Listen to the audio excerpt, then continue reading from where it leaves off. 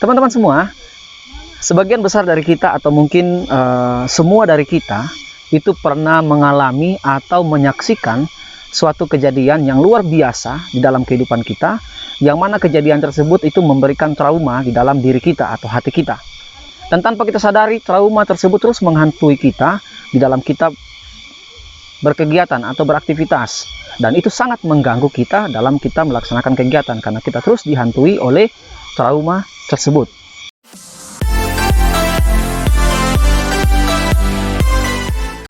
Halo, salam sejahtera buat teman-teman sekalian. Bertemu lagi bersama dengan saya, Dr. Fritz Leksi Menker Muncai.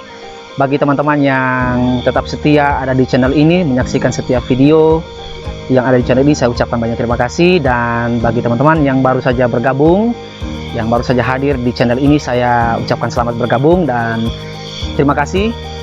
Semoga setiap video-video yang ada di sini itu bisa membantu, memberikan informasi, bahkan bisa memberkati teman-teman semua. Dan saya juga tetap berharap teman-teman semua tetap mendukung channel ini. Bagi yang sudah subscribe channel ini, terima kasih banyak atas support dan dukungannya. Dan bagi teman-teman yang belum sempat untuk subscribe channel ini, silahkan di subscribe channel ini, nyalakan lonceng notifikasi supaya ke depan teman-teman tetap dapat update dari setiap video, informasi, terutama informasi kesehatan yang bisa membantu teman-teman sekalian. Dan ingat bahwa subscribe itu gratis dan berlangganan dengan channel ini gratis. Teman-teman bisa menyaksikan banyak video-video informatif dengan gratis dan bisa mendapatkan pengalaman ataupun informasi yang berguna untuk teman-teman ketahui bersama. Oke, baik teman-teman, saya pada video kali ini akan melanjutkan dari seri video tentang informasi kesehatan, yang mana dalam video-video sebelumnya yang nanti teman-teman boleh lihat di deskripsi daripada video ini, saya sudah membahas ada 4 daripada jenis atau klasifikasi daripada gangguan cemas. Dan pada video kali ini saya akan membahas klasifikasi yang terakhir daripada gangguan cemas yang akan kita sama-sama saksikan berikut ini. Sebelumnya saya sangat senang sekali teman-teman bahwa kali ini videonya saya bisa buat di outdoor. Dan teman-teman sekedar informasi saja bahwa saat ini saya berada di wisata hutan pinus yang ada di Kota Tentena, yaitu tempat tinggal saya di Kota Tentena, Kecamatan Pamonapu Selemba, Kabupaten Poso, Provinsi Sulawesi Tengah, yang tepatnya di Indonesia tentunya. Dan saya sangat bersyukur menikmati keindahan alam sambil akan membagikan informasi mengenai klasifikasi yang kelima daripada gangguan cemas. Oke, baik teman-teman, kita akan langsung masuk saja pada pembahasan video kali ini tentang klasifikasi yang kelima daripada gangguan cemas, yaitu gangguan stres pasca trauma atau yang disingkat dengan PTSD atau Post Traumatic Stress Disorder. Saya harapkan teman-teman menyaksikan video ini dengan baik dan jangan di skip, nonton sampai dengan selesai supaya setiap informasi yang saya sampaikan ini bisa membantu teman-teman. Mungkin ada di antara kita yang sedang mengalami hal ini atau jenis gangguan ini, atau mungkin teman-teman di sekitar kita atau keluarga kita yang mengalaminya. Dengan mengetahui informasi ini dengan lebih jelas dan baik, teman-teman bisa membantu mereka untuk bisa mengatasi gangguan jenis ini. Jadi PTSD atau Post Traumatic Stress Disorder atau gangguan stres pasca trauma, yaitu suatu gangguan mental yang muncul setelah seseorang mengalami atau menyaksikan suatu peristiwa yang tidak menyenangkan di dalam kehidupannya, seperti yang saya sampaikan dalam video saya di awal tadi. Jadi sebenarnya memang belum bisa dipastikan atau diketahui secara pasti apa yang menyebabkan seseorang yang mengalami trauma itu bisa menjadi gangguan trauma sesudah dia mengalami suatu kejadian tersebut. Tetapi di sini dikatakan bahwa ada beberapa hal atau kombinasi dari hal berikut ini yang bisa memicu terjadinya gangguan stres pasca trauma. Yang pertama, adanya pengalaman yang tidak menyenangkan tentunya. Yang kedua, adanya riwayat gangguan mental pada keluarga. Dan yang ketiga adalah adanya kepribadian bawaan yang temperamen, jadi orang temperamen. Jadi 3 hal ini atau kombinasi daripada 3 hal ini bisa menjadi suatu faktor pencetus terjadinya gangguan stres pasca trauma kepada orang-orang yang pernah mengalami suatu kejadian trauma dalam kehidupannya. Kemudian peristiwa-peristiwa apa saja yang dapat menimbulkan suatu trauma di dalam kehidupan seseorang. Yang pertama ada kejadian perang. Nah, tentunya itu akan memberikan trauma kepada orang yang menyaksikan atau yang mengalami secara langsung. Kemudian kecelakaan hebat yang hampir merenggut nyawa, kemudian bencana alam, kemudian adanya perundungan atau yang kita kenal dengan istilah gaulnya bullying ya, bully ya, kekerasan fisik, kemudian ada pelecehan seksual, kemudian ada prosedur medis tertentu seperti mungkin tindakan operasi ataupun penyuntikan dan sebagainya ya, yang menimbulkan suatu trauma. Dan yang terakhir adanya penyakit yang mengancam nyawa, misalnya pernah kena serangan jantung atau penyakit-penyakit yang lainnya. Kemudian gejala-gejala dari PTSD itu sendiri atau post trauma stress disorder, gejala-gejala ini bisa muncul dalam beberapa bulan atau mungkin beberapa tahun setelah kejadian itu kita alami atau kita saksikan. Nah, apa gejala-gejala yang mungkin terjadi? Yang pertama, adanya ingatan pada peristiwa traumatis. Ya, jadi penderita PTSD seringkali teringat pada peristiwa yang membuatnya trauma. Bahkan penderita merasa seakan mengulang kembali kejadian tersebut. Ya, ingatan terhadap peristiwa traumatis itu juga seringkali hadir di dalam mimpi. Jadi memberikan suatu mimpi buruk ya tentang kejadian tersebut, sehingga secara tidak langsung pasien menjadi tertekan secara emosional ya, secara batin. Kemudian hal yang kedua, gejala yang kedua yaitu adalah adanya kecenderungan untuk mengelak. Yang dimaksud di sini yaitu penderita PTSD enggan memikirkan atau membicarakan peristiwa yang membuatnya trauma ya. Jadi dia sering cenderung menghindari. Hal ini bisa ditunjukkan dengan menghindari tempat, kemudian menghindari aktivitas, atau bahkan menghindari seseorang yang terkait dengan kejadian trauma yang pernah dialami oleh orang tersebut.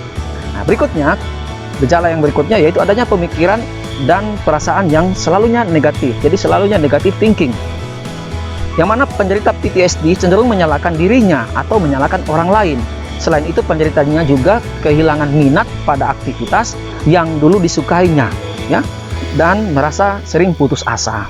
Penderita juga lebih menyendiri dan sulit menjalin hubungan dengan orang lain. Jadi cenderungnya lebih kepada antisosial ya, teman-teman, kalau kita lihat di sini. Kemudian yang berikut, adanya perubahan perilaku dan emosi.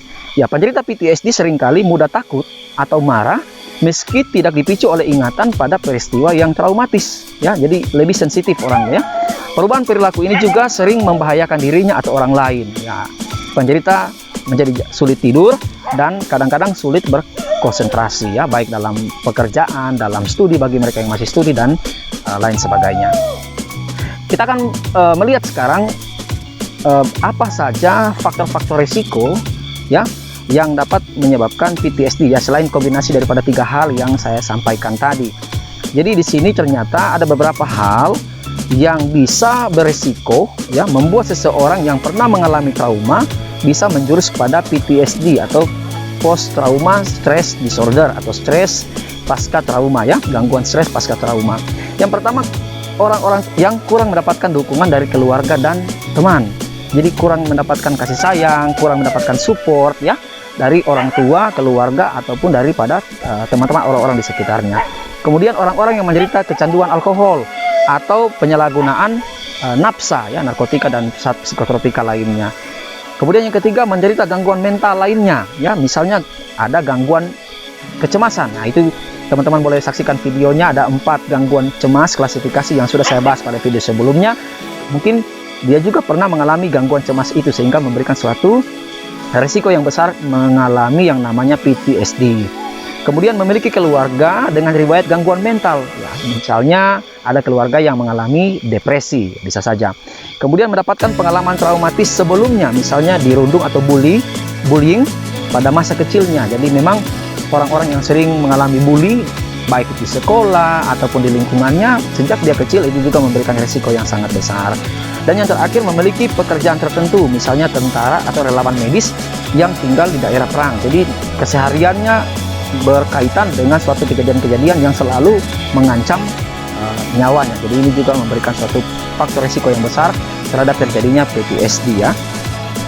Jadi sekarang pertanyaannya, kapan kita harus memeriksakan diri ke dokter ya? Ketika kapan? Jadi di sini dikatakan bahwa konsultasikan dengan psikiater atau dokter spesialis jiwa ya, bila muncul ingatan terhadap peristiwa traumatis yang mengganggu aktivitas ya, terutama bila gangguan atau pikiran tersebut berlangsung selama 1 bulan atau lebih. Jadi jika sudah terjadi kurang lebih 1 bulan atau lebih, ingatan itu terus mengganggu kita, akan mengganggu aktivitas kita, kita sudah disarankan untuk melakukan konsultasi dengan psikiater.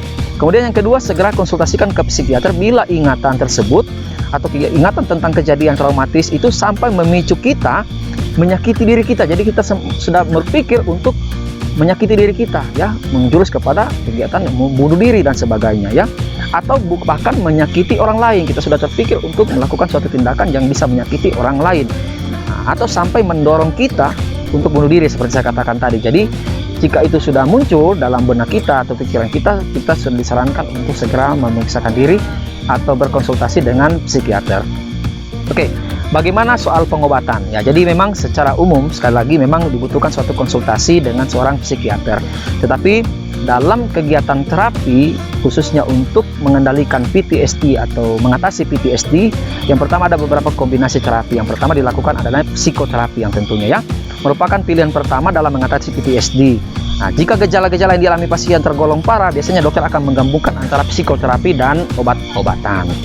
Ya, psikoterapi yang dilakukan biasanya dilakukan bisa secara individu ataupun bahkan dilakukan secara berkelompok. Jadi dengan orang-orang yang pernah mengalami trauma, di mana kegiatan tersebut bisa kita saling sharing dan saling menguatkan bagaimana kita mengatasi kejadian tersebut. Ini juga kita sudah jelaskan pada video-video tentang kecemasan lainnya, tentang bagaimana ada kelompok-kelompok yang dibentuk untuk sama-sama sharing dan mengatasi permasalahan yang dihadapi.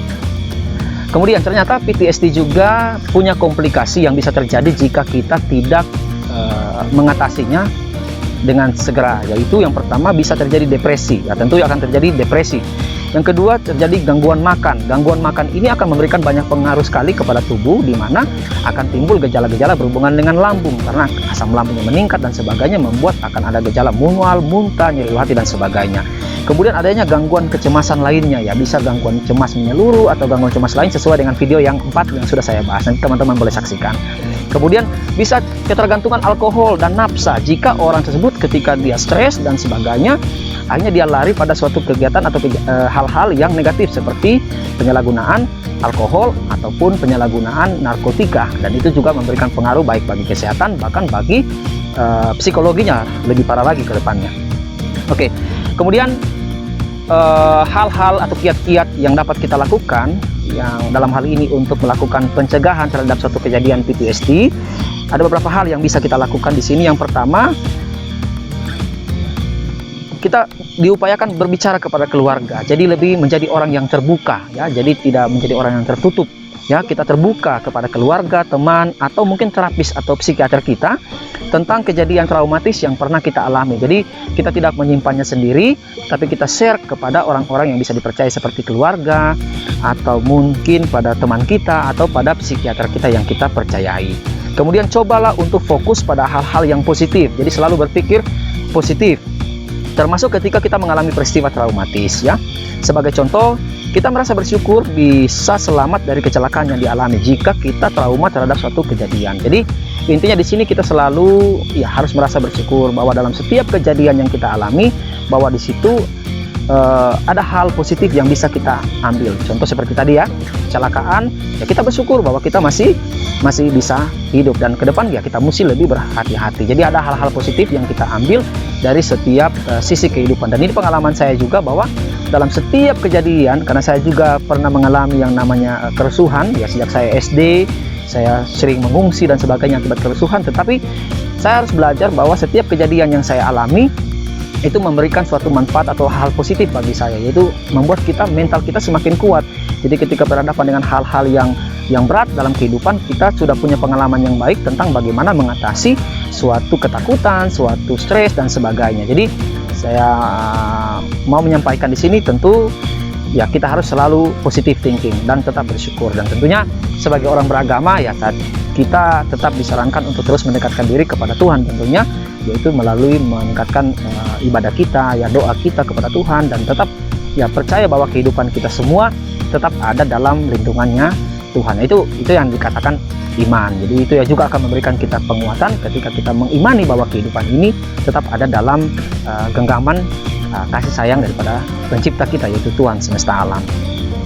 Jadi teman-teman, mungkin ini hal singkat tentang PTSD atau gangguan stres pasca trauma atau post traumatic stress disorder yang bisa saya bagikan kepada teman-teman. Tentu harapan saya dengan informasi yang teman-teman dapatkan kali ini bisa membuat teman-teman paham tentang PTSD, dan jika teman-teman pernah mengalaminya atau mungkin pernah menyaksikan orang-orang yang mengalami ini, bisa membantu mereka atau membantu diri kita untuk bisa mengatasi hal ini. Karena dengan mengetahui tentang gangguan ini, maka kita bisa mengetahui bagaimana cara kita untuk bisa mengatasi gangguan ini. Sekali lagi saya berharap informasi ini bisa bermanfaat, dan terima kasih kepada teman-teman sekali lagi yang tetap setia untuk menyaksikan rangkaian video tentang gangguan kecemasan. Saya membahas 5 video.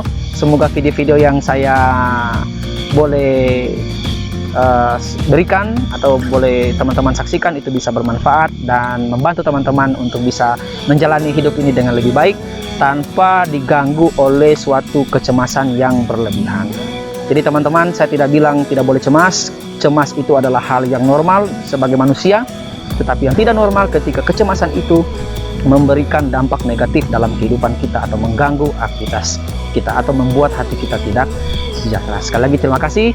Jangan lupa teman-teman yang belum subscribe, di subscribe channel ini, Fritz Moncai Channel.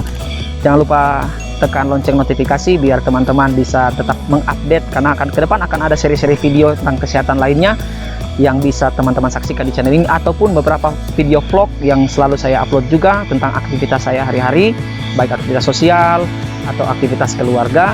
Dan jika teman-teman suka dengan video ini, silahkan diberikan like, dan jika tidak suka ya bisa juga di dislike, dan itu juga merupakan respon, dan itu tergantung pada kita masing-masing. Jika ada hal-hal yang ingin ditanyakan atau ada hal-hal yang ingin disarankan untuk video selanjutnya, silahkan teman-teman tulis di kolom komentar, biar itu bisa kita akan bahas lebih jauh lagi ke depan. Dan jika video-video yang ada ini bermanfaat, teman-teman juga boleh share video ini kepada rekan-rekan teman-teman melalui media sosial yang ada. Ada Facebook, ada Instagram, ataupun media sosial yang lainnya. Saya ucapkan terima kasih. Saya Dr. Fritz Lexi Moncai mengucapkan kepada kita salam sehat, tetap jaga kesehatan. Jangan lupa tetap mematuhi protokol kesehatan. Di setiap kegiatan aktivitas kita, jangan lupa untuk terus membawa masker, membawa sanitizer. Jangan lupa untuk terus menjaga jarak, hindari mobilitas jika tidak terlalu perlu, atau menghindari kerumunan. Kita percaya bahwa Indonesia akan segera bebas dari COVID-19 asal kita tetap setia, tetap taat pada protokol kesehatan yang dianjurkan oleh pemerintah. Sekali lagi, terima kasih banyak dan Tuhan memberkati kita sekalian. Shalom.